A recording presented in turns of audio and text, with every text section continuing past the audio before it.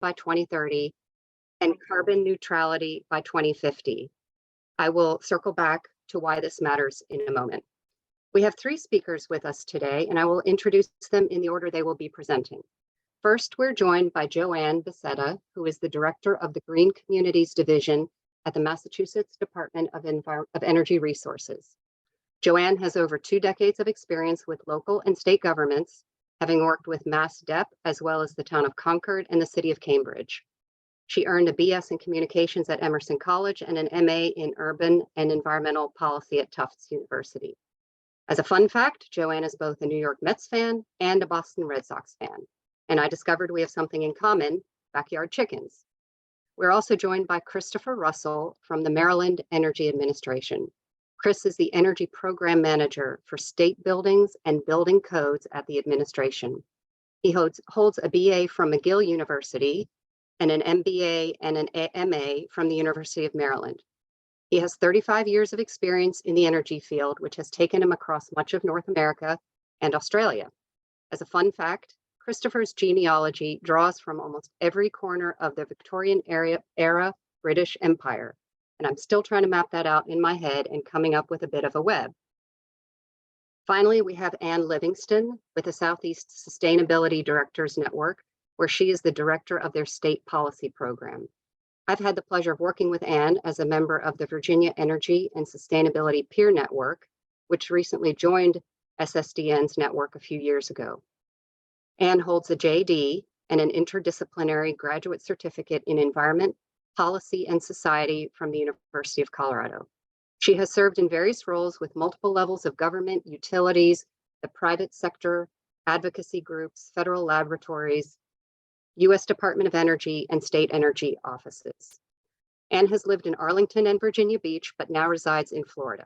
She blames the weather there for occasional late starts to work in order to squeeze in a sunrise paddleboard in the Gulf of Mexico or to take a dip at remote beaches. I'm glad she made it today on time. So, to the topic at hand, why is this relevant to Virginia localities and school systems? Increasingly, there is a focus on the energy performance of facilities owned and operated by local governments and local school systems. In many communities, how these public facilities are managed can save the community money, contribute to greenhouse gas emission reductions, build in resilience capacity, and importantly, lead by example. In Charlottesville, we're tackling our building portfolio with a multi-pronged approach. We have established an energy and water management program within which schools have passed an energy and water performance resolution in 2019. The city passed an internal energy and water management policy that same year. We track utilities across the portfolio and have routine review meetings with our maintenance colleagues to address performance anomalies. We have an interactive data dashboard available to the public on our website, and we publish an annual performance report. We've been working with the school system on dedicated education and outreach efforts and are about to launch a city employee-focused program. Energy efficiency and performance are components of annual projects to upgrade lighting and HVAC equipment, incorporate building automation systems, and address building envelope issues. That said, the pace of improvements accomplished through the incremental nature of a capital improvement program and staff capacity realities is not sufficient to meet the climate goals I mentioned earlier. We've embarked on the pursuit of an energy performance contract and have recently completed the technical energy audit of over 40 city and school buildings.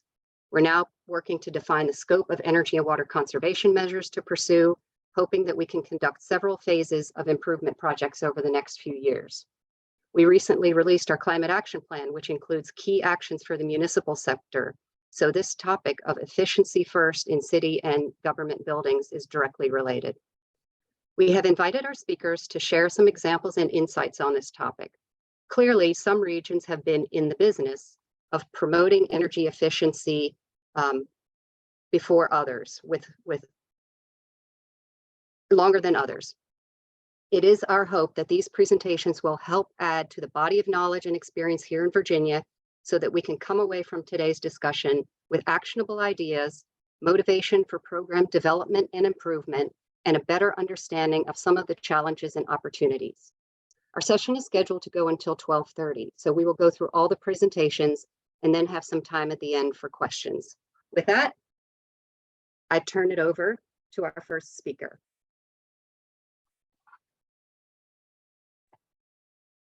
And that would be me. Good morning, Joanne, everyone. thank you. Can you hear me okay? Yes. Perfect. All right. Well, happy Halloween, everyone.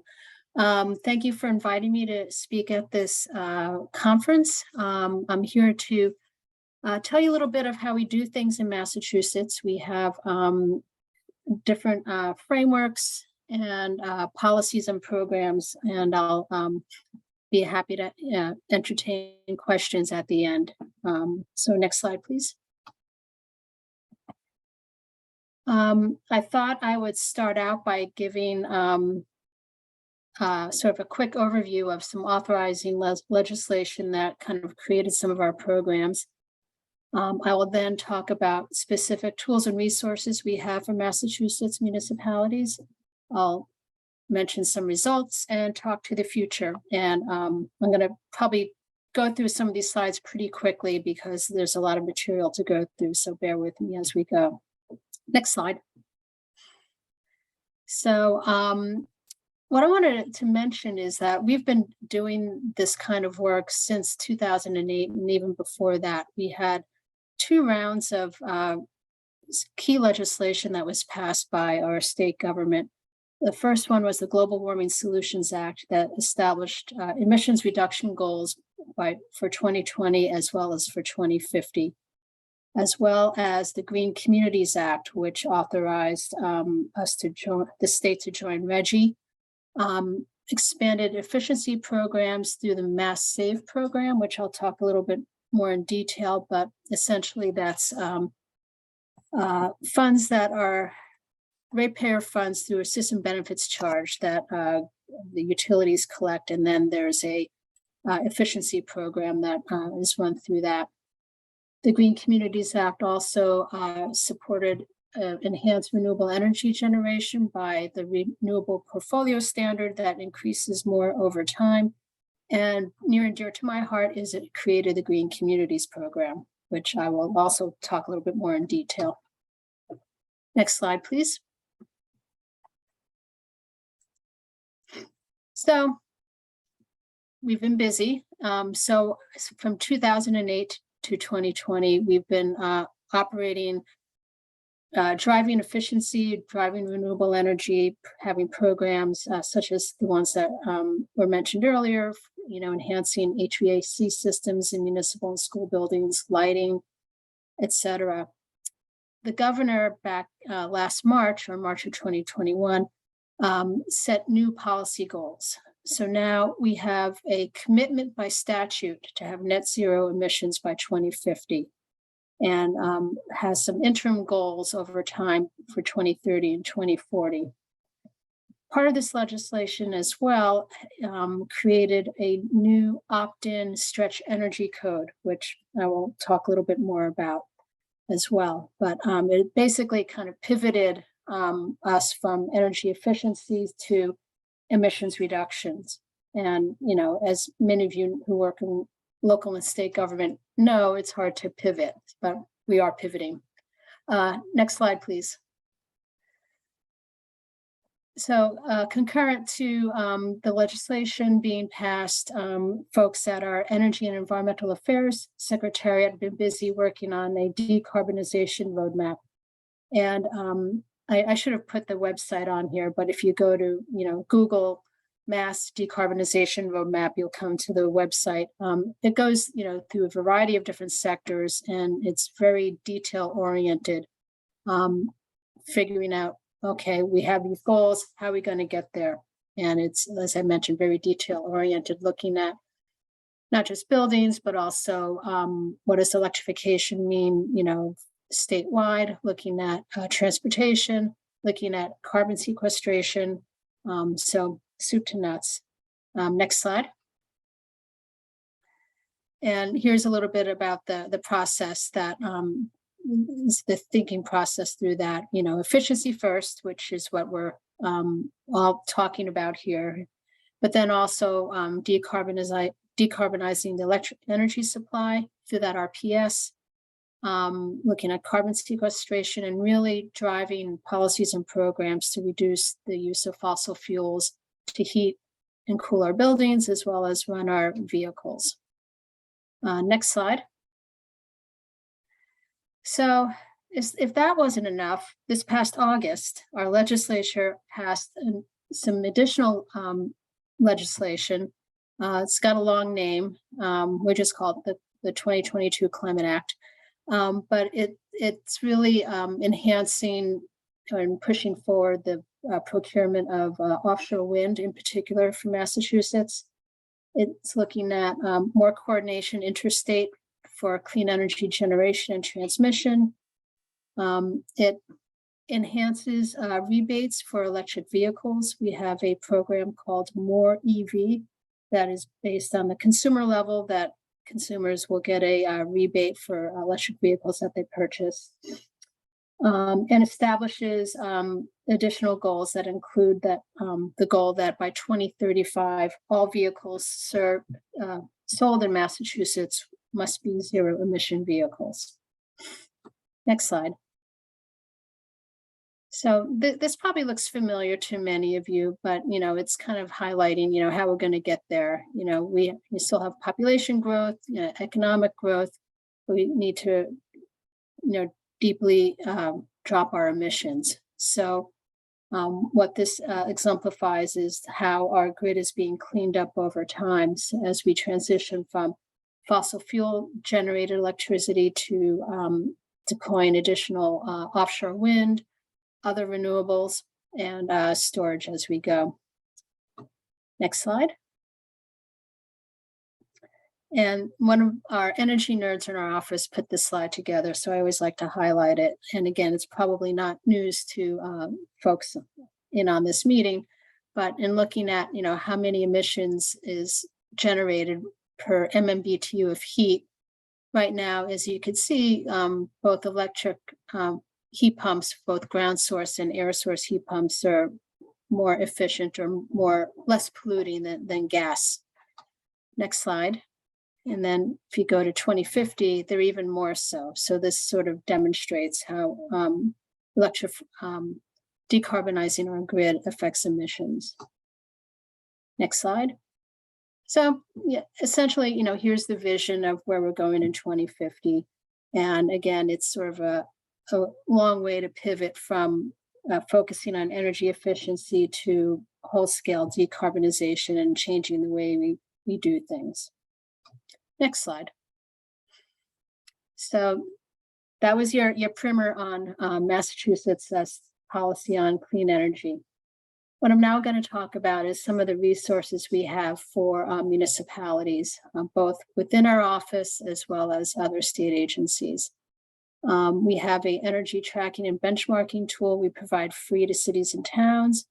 Our office provides grants for technical assistance as well as program and planning assistance. We also have performance contract model documents and templates on our website that we really want communities to use. If you could hit the next slide, I have a couple more little bullet points. Yep, there we go.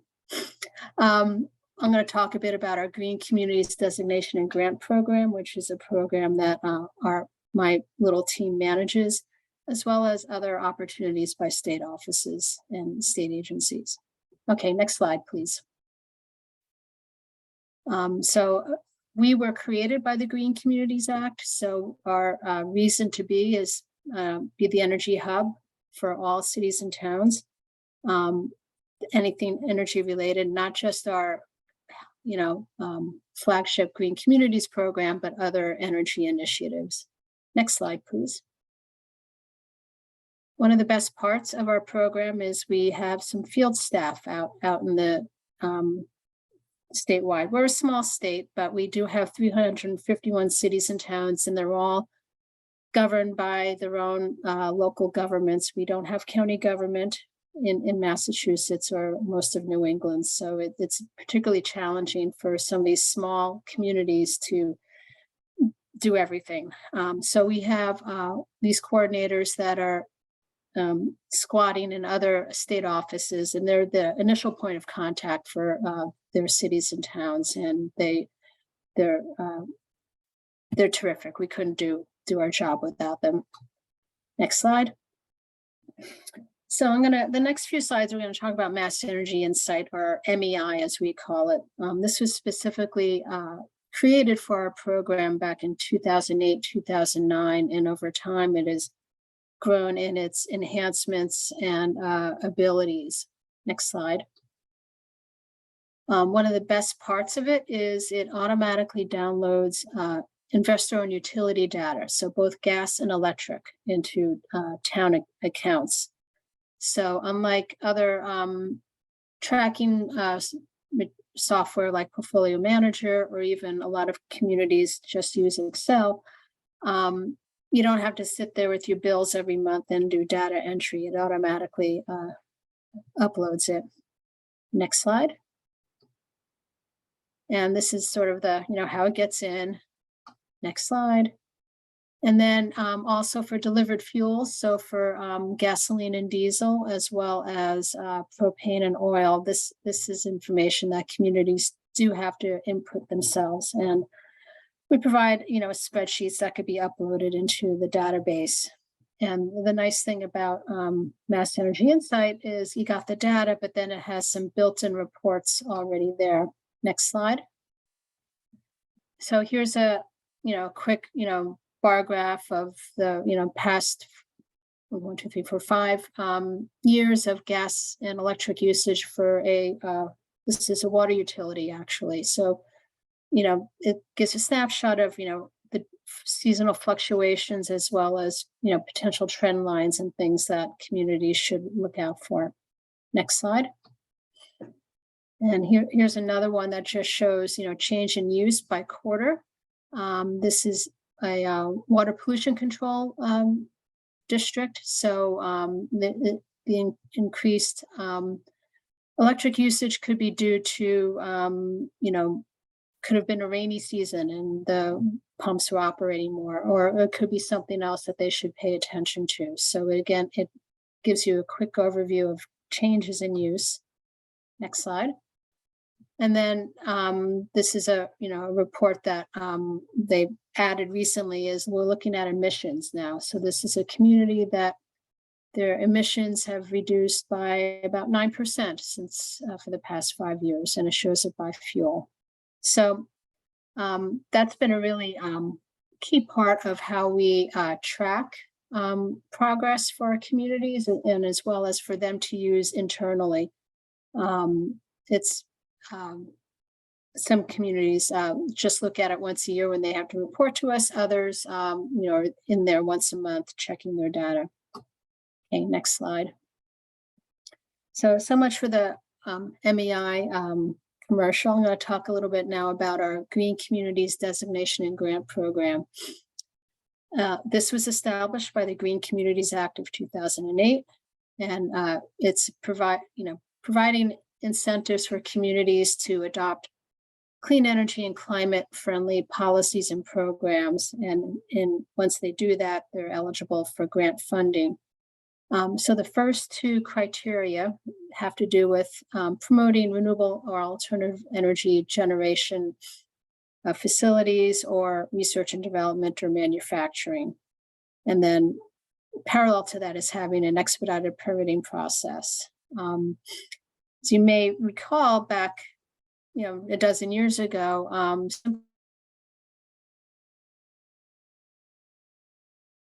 sometimes it was really difficult to cite large in communities. So the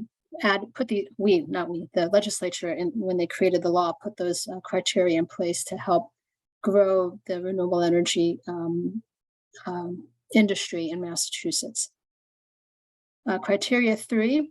I always call this the term paper of the Green Communities Program. It's establishing a energy baseline using Mass Energy Insight preferably, and then creating an energy reduction plan to reduce that energy use by 20% in 5 years.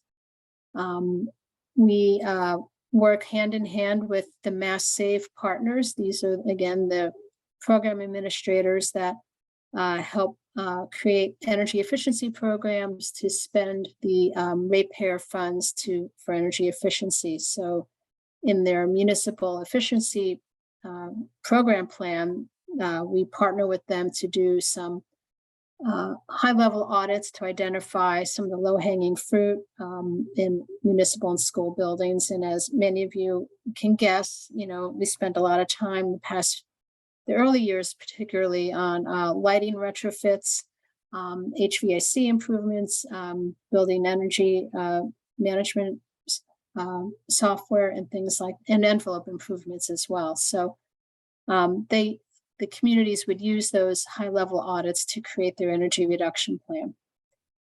The next one has to do with their vehicle fleets. So the communities would have to adopt a fuel-efficient vehicle policy. And then finally, they would have to address new construction by adopting a stretch energy code, which is an appendix to our statewide building code that required new construction to be more energy efficient than the base code. Next slide. Once you do all that, you're eligible for grants. But the good news is we got, close to 90% of the state population lives in a green community. So it's in the past dozen years, we've had a march across the state of green, and we're still recruiting new communities as we speak. Next slide. So the Green Community Designation grants, they're formula-based. It's a base grant of $125,000, and then there's a variable based on per capita income and population. The maximum grant was $1 million, and the city of Boston got that because they're the largest grant. Once communities spend down those grants, ideally implementing the energy reduction plan that they just put together, they're then eligible for competitive grants. And these are offered twice a year, and these are the project-based, and they're capped at $200,000. One exception is a decarbonization grant we just added in the past year. So this is a grant that obviously is much more involved than upgrading lighting in your high school. So we increased the offering for that. Next slide. Some of the eligible projects, as I mentioned, are energy conservation measures. We also help fund vehicles, whether they're hybrids or plug-in or fully electric vehicles. We feel strongly that it's important for communities to lead by example and highlighting that, hey, we can use an electric vehicle to do some of these functions. Community, you guys can too. So we help support that. We also support other vehicular efficiency measures. We also help support the siting and construction of renewable facilities on municipal land. And, more recently, we're funding some storage to address peak demand and resiliency issues. Okay, I'm going to start talking a lot faster. Here's some of the results since we started in 2010. We spent lots of money in our green communities. We've also leveraged about $36 million in mass efficiency incentives. Again, those from ratepayer funds. The communities have seen cost savings. They've seen greenhouse gas reductions. And what I like to see is spurred other clean energy activities in communities. Next slide. And here's a graph showing emissions reductions over time for the green communities that have been in the program for at least 5 years. So it's a cohort of about 180 communities looking at their emissions reductions. So we like to think we have some sort of impact. Next slide. Other grants that our office had offered is an LED streetlight accelerator grant. This was an initiative that was highly supported by our governor, and we helped buy down the cost of the LED streetlight retrofits for streetlights that were owned by municipalities. Next slide. Looks like we converted at the end of the program at least 300,000 streetlights. And the funding was used to help do bulk purchasing of the equipment, as well as bulk procurement of the labor in itself. Next slide. This is a bit about our TA grants. These are small grants for $15,000 that our office offers for to help communities move clean energy projects forward. They may have had their overview audit, identified potential measures, but at the end of the day, they don't have the expertise in-house to make the next steps, to do the engineering specs, to figure out what technologies to deploy. So these $15,000 grants are for them to hire an expert to move things forward. Next slide. We have planning assistance grants as well. As I mentioned, we have no county governments, and we have 351 distinct municipalities. Some are very small and under-resourced. So we're leveraging the relationship they have with regional planning agencies to help grow the clean energy expertise throughout the state. And we help them with program support for green communities, as well as now we're helping them with net zero planning and capacity building. Next slide. This is just a fun graphic of one of the RPAs. What they do, they help communities with municipal net zero planning, as well as community-wide net zero planning. All right, we're going to start speeding through. Next slide. And again, for capacity building and project support, we had some of these RPAs do lunch and learn workshops. We had them do case studies. Anything that a group of communities wanted to do together, we help support that. Next slide. And these next few slides are offerings by our sister agency, Massachusetts Department of Environmental Protection. We collaborate in something called the Clean Energy Results Program, where we provided some funding, and they provided some of the technical expertise for things like efficiency programs in water and wastewater facilities. Next slide. So it's process type things, as well as efficiency, that have been funded. And next slide. Mass DEP also funds clean vehicles and charging stations. I won't go through all these, but it's not just for public entities, but it's also for the community at large and workplaces. Next slide.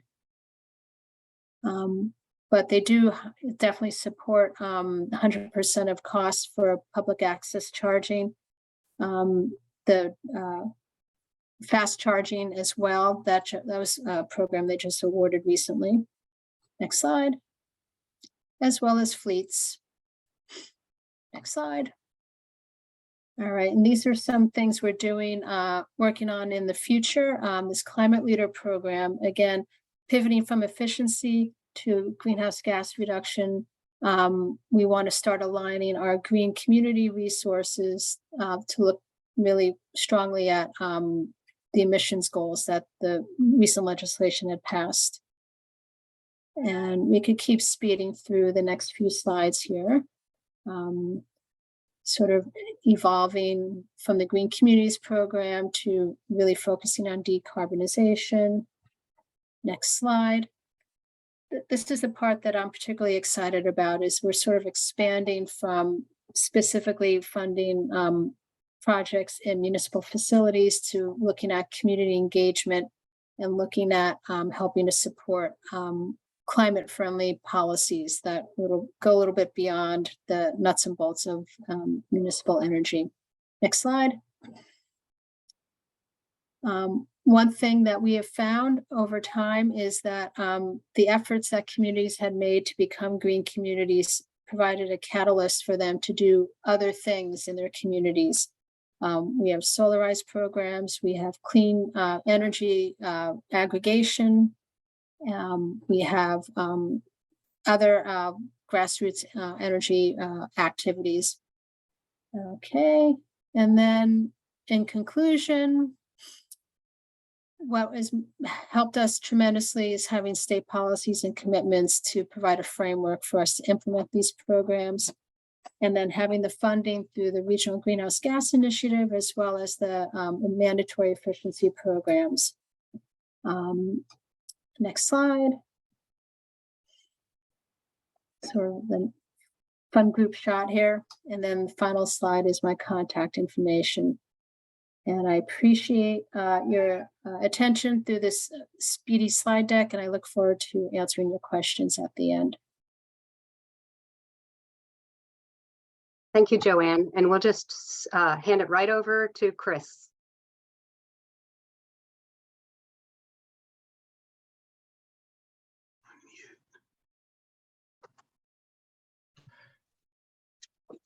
And I have been working with Chris to try to get his audio working. Okay.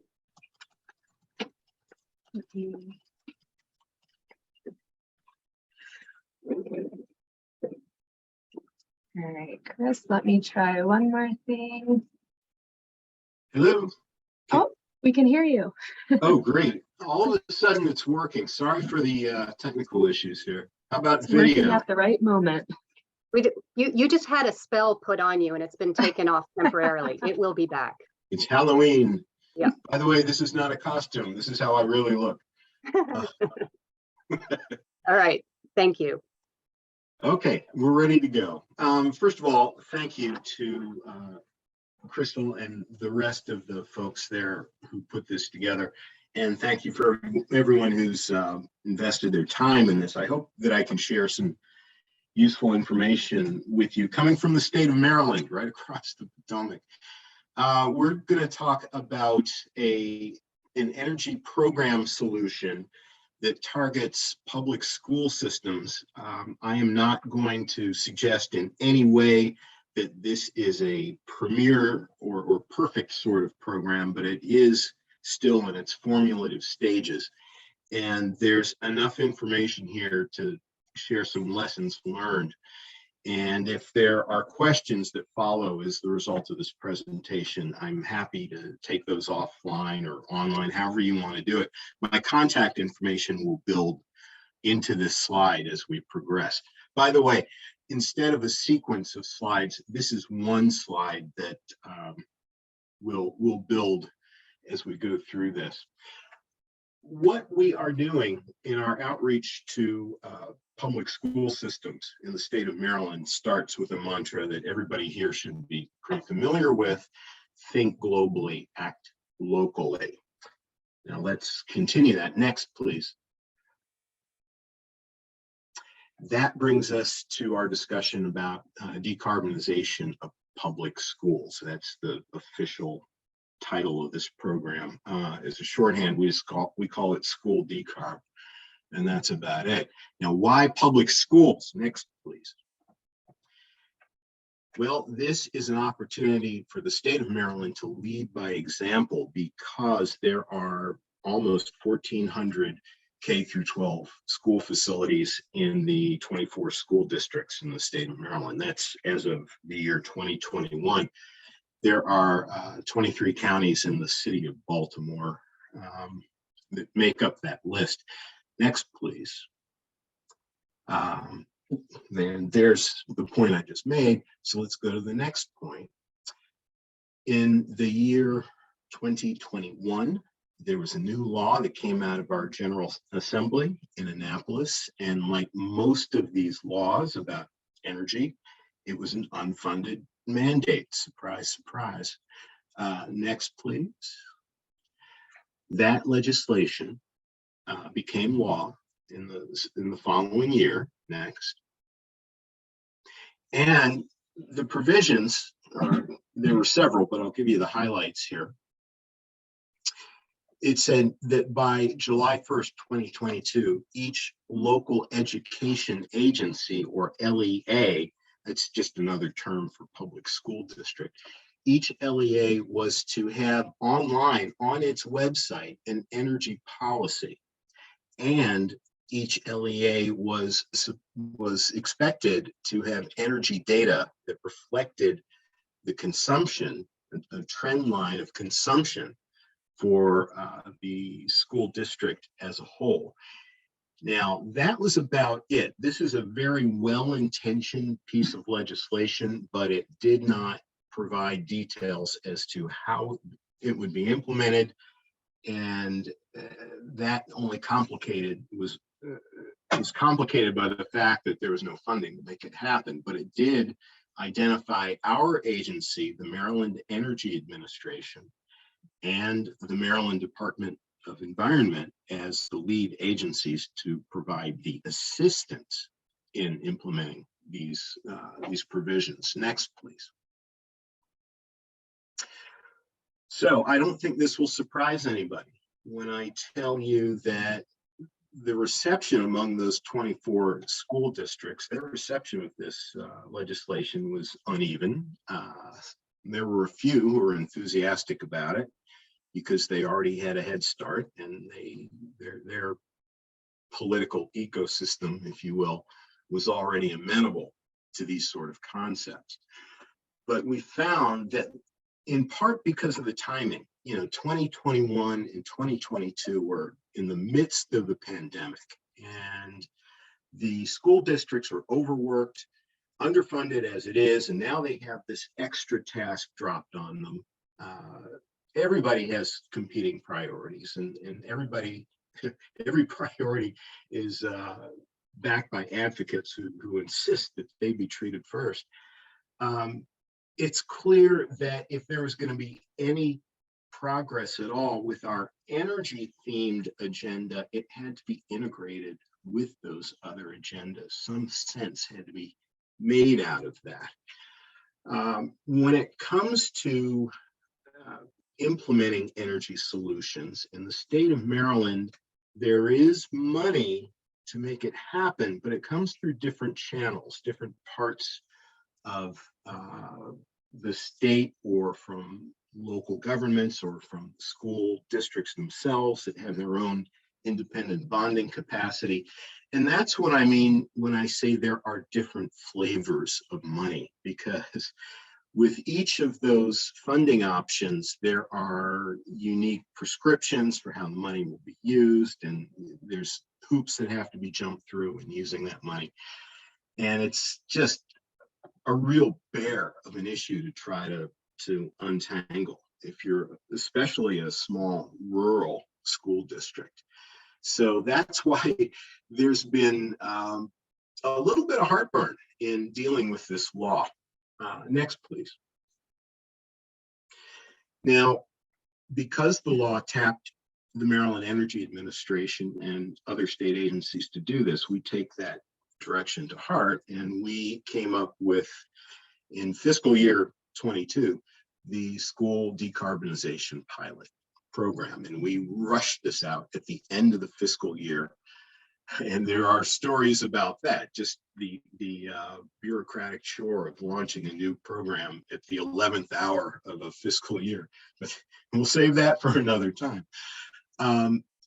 The format of our program, there were two parts of it. Number one is the data management capacity. The idea here is to fund, or through a grant, give to interested jurisdictions who apply for that grant the funding to secure the incremental consulting or staffing capacity, who could sit there and collect utility bill data and plug it into a system. In our case, we're pointing to the EPA's portfolio manager software, and then distill or massage data out of that system.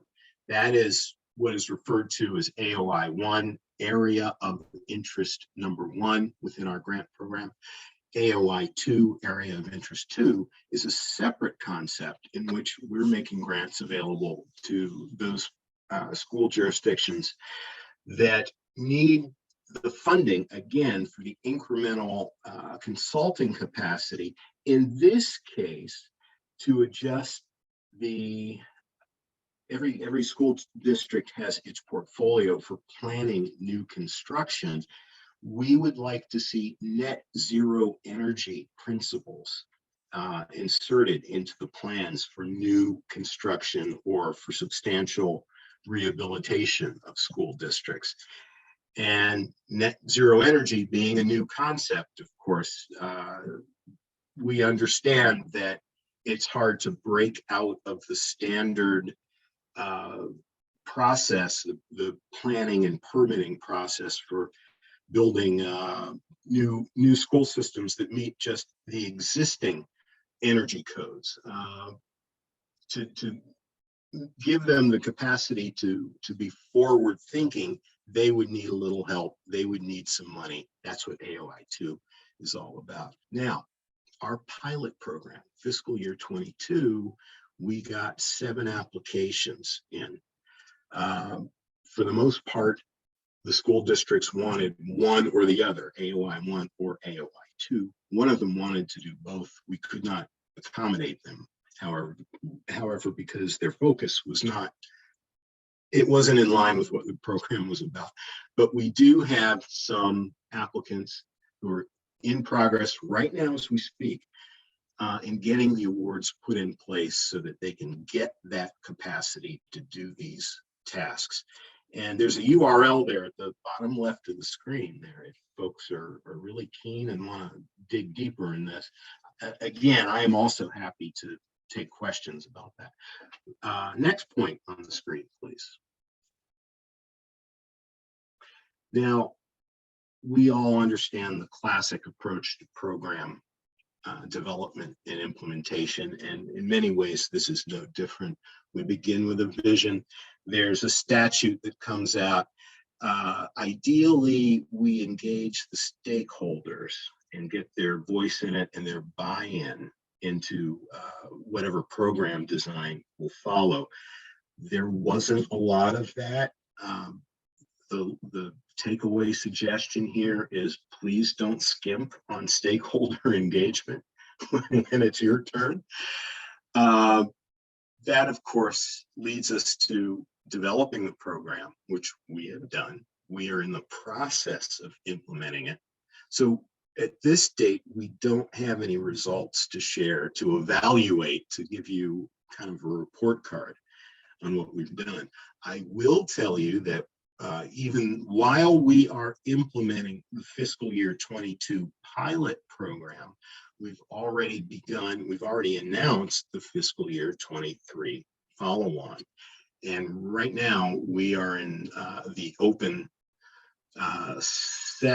open season for collecting applications for the fiscal year 23 grants. Next, please. Now, excuse me, when we talk about stakeholder engagement, of course, the list of stakeholders is going to vary with the political or the state environment. In the case of the state of Maryland, again, the 24 local education agencies, but the state agencies that provide the umbrella for reaching all 24 of those entities is made up of the 4 agency names that you see underlined here. The Interagency Commission for School Construction, that is one standalone agency, but it also coordinates input from these other agencies, the Maryland Department of Education, Maryland Department of Planning, and the Maryland Department of General Services. It would take a lot of time to explain what the widget is for each of these, what they do. But again, that, I will entertain that question offline if anyone wants to. Aside from those 4, there are the 2 agencies that were named in the 2021 legislation, that being the Maryland Energy Administration, that's my group, and the Maryland Department of the Environment. Now, an overlay across all of these agencies, to some degree, we actually coordinate and have a cohesive approach to this issue. But as it happens with every general session, there are legislators who, with the best of intentions, will put together their own legislative initiative that will kind of blow all this out of the water, in so many words. We have to accommodate these maverick intentions as best we can. So that's yet again another thing to watch out for. Next point, please. Now, let's talk about the school systems, the school boards. When it comes to facility planning, of course, there are many competing agendas. They've got to ensure that their facility capacity matches growth as indicated in demographic trends. They have to, almost all of them, regardless of how sophisticated or how rich or how poor they are, they all seem to have to deal with deferred maintenance, which is caught up with them, and they need to whittle that down somehow. There's the need to minimize obsolescence. There's a need to attain educational sufficiency, which I think most of you are familiar with that concept. You can have a brick and mortar structure, which is perfectly sound from a physical standpoint, and it meets all the codes, but it's not appropriately designed or configured for the academic programs that are carried out in them. So that's the whole educational sufficiency thing. And as I alluded to earlier, there are many different sources of funding, and now the trick is to optimize the mix of those funds as they come from multiple sources. Next point, please. Our takeaway so far in this, and again, I want to underscore the point that we don't have conclusive, successful results to share with you. We're still a work in progress. But we have found that it is important to integrate these priorities. Do not pursue energy optimization within its own silo without considering these other priorities that the school systems are dealing with. That is why in our outreach so far, we have underscored the portfolio approach. And I really credit the Interagency Commission for School Construction for taking the portfolio approach, being the champion of that, and also being the champion of the total cost of ownership or life cycle cost perspectives, as opposed to just trying to minimize this year's impact on the budget, which is a trap that a lot of people fall into. The key to doing this, the key to integrating priorities and getting smart about how to use the funding and the resources to do this, you can't do it without strong data, and energy data is certainly part of that. And that is why we have enthusiastically supported and run with this concept of helping the school districts to obtain and sort through and make analyzable all the utility bill data that's at their disposal. You want something, you want the data to give you unifying investment logic. Next point, please. Next, there is something coming, I promise you. There we go. Now, why do I have that picture there?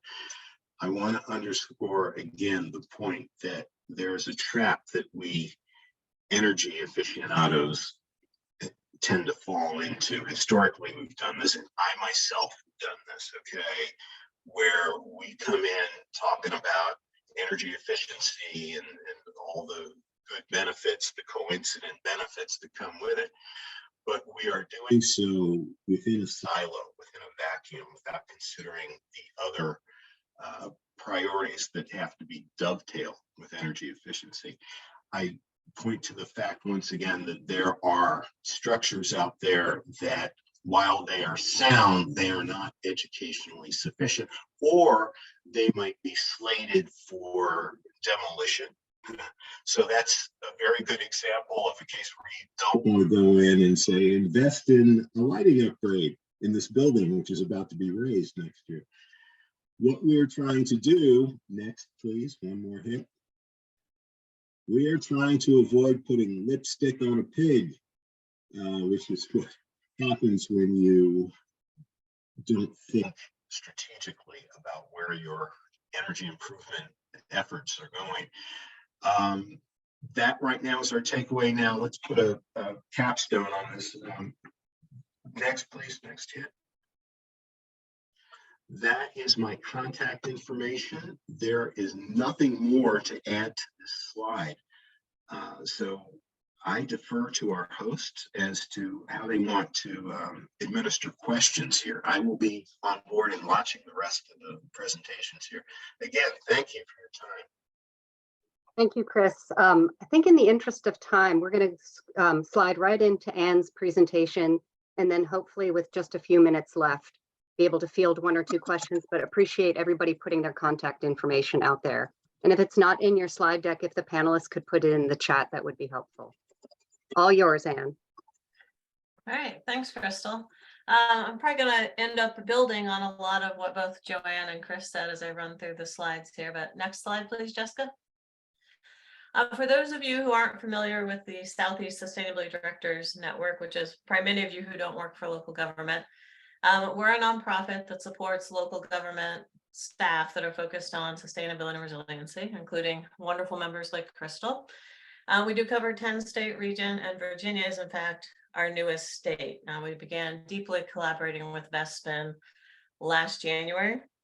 And we're pretty rapidly growing at this phase, as you might imagine, as local governments are filling gaps left by the federal and state governments traditionally, and needing quite a bit of assistance. Next slide, please. Our core programs involve peer learning. So our local government staff are able to talk with each other, learn from each other, share resources, collaborate on program design, etc. We have the state policy program, which is under my purview, and we focus most in 6 states within our 10 states, and those are Virginia, Tennessee, South Carolina, North Carolina, Florida, and Georgia. We do also house the Southeast Sustainable Recovery Center, supporting local governments in obtaining access to federal funding, including ARPA, IRA, IIJA, etc. And we do run our own equity-focused grant programs. Next slide. As the previous speakers have mentioned, and as Crystal mentioned in her introduction, local government facilities and operations are unique in many regards. If you view local government facilities as large users in the electric and natural gas space, you really are looking at a mix of commercial, industrial, and other use cases. Yet at the same time, local government facilities aren't able traditionally to obtain some of the financial assistance, particularly tax credits and so on. So I'll come back to that later. Many local governments throughout the country have adopted ambitious energy and climate goals. Again, Crystal touched on this in the beginning of her intro, but particularly goals around energy efficiency, clean or renewable energy, and distributed energy resources for both sustainability and resilience purposes, as Joanne mentioned. However, unfortunately, municipalities and counties are often budget constrained, have deferred maintenance needs, like Chris mentioned, and face other challenges in getting work done. Some of that is procedural, procurement related, and otherwise. Next slide, please. This is a sample of SSDN and Vespin's local government members and the goals that they've adopted. Again, Crystal mentioned Charlottesville's goals, but other communities within our network have also adopted very ambitious goals and are actively working to continually do more on both the efficiency and generation or renewable side. Next slide, please. I'm just going to go through super quickly because we're short on time. I definitely want everyone to get their questions in. Just some examples of the work that our local government members have been doing. A number of communities, including Alexandria, are participating in U.S. Department of Energy's Better Buildings Challenge and doing other projects on lighting, mechanical systems, etc. Next, please. Arlington County is certainly another leader within our group.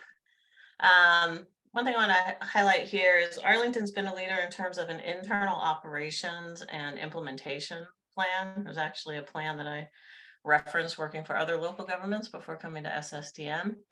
And also one of our many members who are partnering with private sector entities on the energy analysis and project prioritization side. They use Energy Cap, as do some of our other members. Next slide, please. Blacksburg also very active participant within the local government sector. One interesting thing I want to highlight here is they were able to achieve LEED Platinum status on a historic building renovation, which is no small feat if any of you have attempted that. So congratulations to Carol and crew on that. Next slide. Crystal covered Charlottesville, but as you can see, they are also doing a lot of work in this space. I would call out Charlottesville as one of the strongest on the robust tracking and reporting efforts. An excellent example of that piece of the puzzle there. Next slide, please. Henrico, and this is, I kind of did the ABCs and got to Cary, Webster, and Henrico County, and then I didn't call in Roanoke and Fredericksburg and Richmond and all those, but similar efforts in all of our member communities. One thing that's interesting to me about Henrico County is they've been working at this since 2003, so truly an early adopter, but also a very comprehensive approach, as you can see here. Next slide, please. Okay, so I'll just kind of dig a little deeper in some of what Chris and Joanne touched on. Although we have local governments throughout the country and certainly Virginia that have adopted goals and are working ambitiously to achieve those goals, are doing so in an environment that's full of both opportunities, but also constraints and challenges. Certainly funding tends to be an ongoing constraint for local governments. Also, just do we have staff to manage the projects, right, once we have them in place? In many of our states, and certainly including Virginia, there's also a number of limited financial or funding related incentives that are available for local governments in particular, right? So if you look at the national landscape and the state landscapes, there's often utility programs or state-based programs that benefit the commercial or industrial sectors as a whole, but that aren't necessarily available to local government customers. So certainly Massachusetts is a very good example of a place where there was a very intentional effort to direct programming to local government facilities.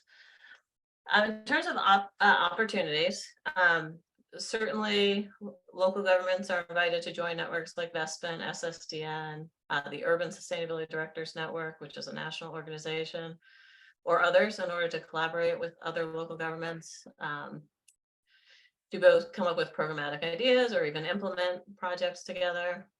Local governments are uniquely positioned to use bonding mechanisms if possible within their credit qualifications, et cetera.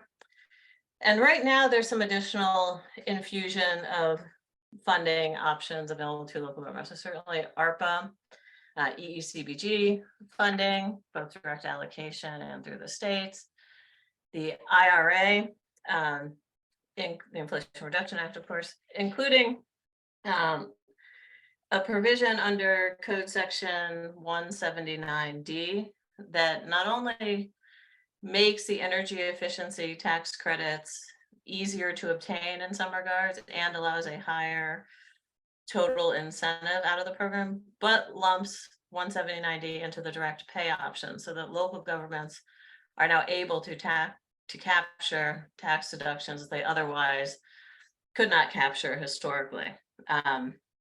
So in some cases, you're looking at up to $5 per square foot for comprehensive retrofits, and then there's also incentives for specific measures, including interior lighting, HVAC, water heating, and building envelope measures. So hopefully this can also get folks to the tipping point on efficiency measures within facilities. Certainly, private sector implementation partners, like through performance contracting, is another pathway that's being utilized in Virginia and could potentially allow more projects to come to fruition. Next slide, please. This is my contact information. And feel free to ask any questions. I know I flew through things. I really would love to hear from you all. Thanks.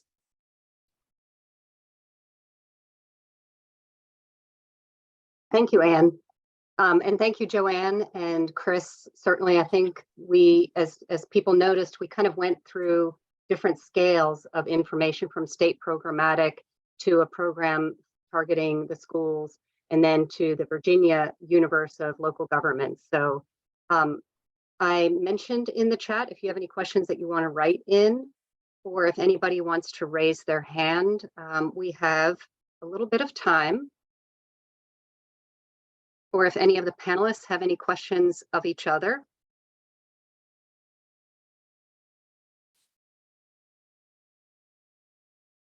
If not, I have a question for Chris in terms of, you know, is there, what would you say is the most effective value proposition when you're approaching one of the school systems to embark on this journey? Oh, hopefully he can be unmuted. Can you hear me? Yes. I'm back. Okay. I would, first of all, not anticipate a one-size-fits-all solution to that. The thing about energy, and this is true not just for school systems, not just for the public sector, but in just about every aspect of American life, this whole thing about energy optimization is not a top of the list priority for people who run buildings and industry and institutions and whatnot. Their core mission is why they get out of bed. And they do have other concerns that keep them awake at night. And what that means, and what I've seen over the years, is that energy initiatives are successful when they can be hitched up to those other agenda items for in whatever fashion that's possible. For example, we've seen a lot of concerns about indoor air quality. Okay, and this came up in chat with one of the attendees here. COVID and all that stuff gave us a lot of concern about indoor air quality, and that got attention, and that got people motivated, and that got money to flow. Okay, but at the same time, this was an opportunity to piggyback onto that investments in HVAC improvements. Okay, it's just one very simple example. You'll see in hospitals, for example, there was a great move to convert from fluorescent lighting over to LED lighting. Not only because it saved energy and saved money, but the LEDs were quieter and they didn't have as much buzz and they didn't disturb patients. So there's opportunities like that. You have to hitch up the energy agenda to other things, and that makes it more likely to happen. Yeah, thank you. I think that's very insightful, right? Like if somebody else's success can help this program and goals be successful, then it's a win-win. Joanne, there's another question that someone put in the chat. Does Massachusetts Electric Vehicle Incentive Program include incentives for customers to buy used EVs? That's a great question. The program right now is being revamped due to the August legislation that passed. So I understand that the folks that are administering that are looking at it and potentially keeping it to low and moderate income people, just to grow their usage of those vehicles and make them accessible to them. But it's not fully formed yet. I just know there's conversations about it. Thank you. And, I know we have a couple of staff members from Virginia Energy in the session. And I know that I recognize a couple folks who are local government representatives. I think one of the interesting things to hear from programs from other states are what are the opportunities in Virginia to leverage what are the experiences in other states that we can, import into Virginia. Virginia likes to import stuff. Let's not import trash. Let's import good energy ideas. But really, it's interesting, as I said before, some of the communities around the country have been in this business before we have, but at the same time, we do have within Virginia some really good examples of school systems that have been very, very proactive in the energy management space. We have a number of communities that use Energy Cap as their utility tracking system, and a peer network of folks who meet regularly to troubleshoot and to talk about the exciting in the weeds pieces of that system. I have to make a shameless advertisement for the Virginia Energy and Sustainability Peer Network, which are really sustainability directors across Virginia that love the idea of not reinventing the wheel and using the buddy system. And then clearly SSDN has access to a lot of resources. So again, it's about, we don't have a lot of time, so we might as well be as efficient, no pun intended, but efficiency first in how we tackle this challenge in Virginia.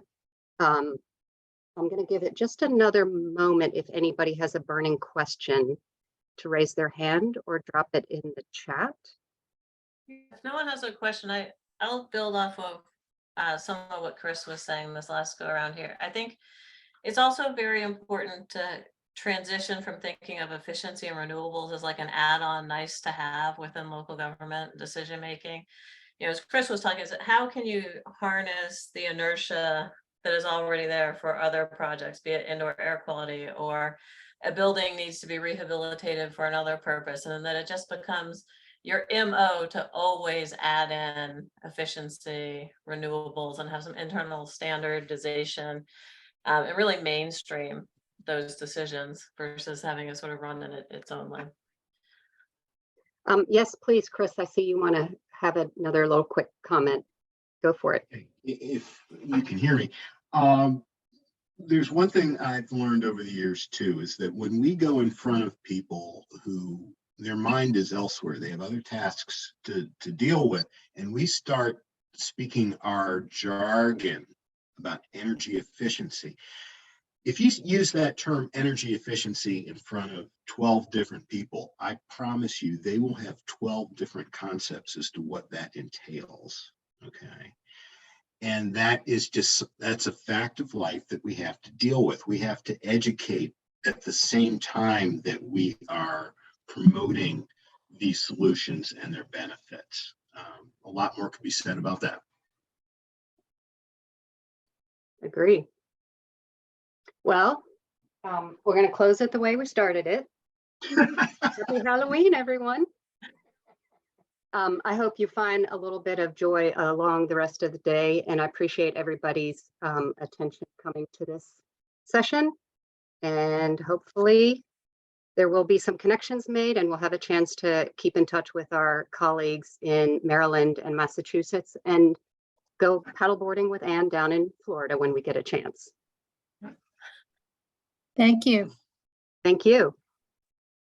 Thanks, everyone.